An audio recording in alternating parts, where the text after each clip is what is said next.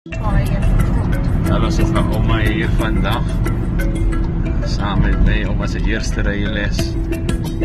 En ja, vir baie van julle wat dink is te laat om te begin het.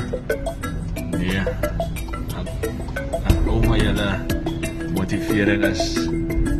Oma is 85 jaar oud. Nie 25 nie. Nee, 85 jaar oud. Ze is amper 60 jaar getrouwd. Hoor dan.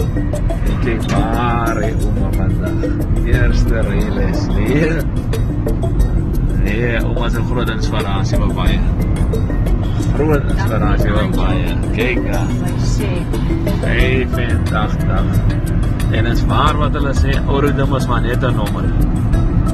Ouderdom is maar net 'n nommer. En ons gesegde en ons slogan is, as jy dit glo, dan kan jy dit bereik.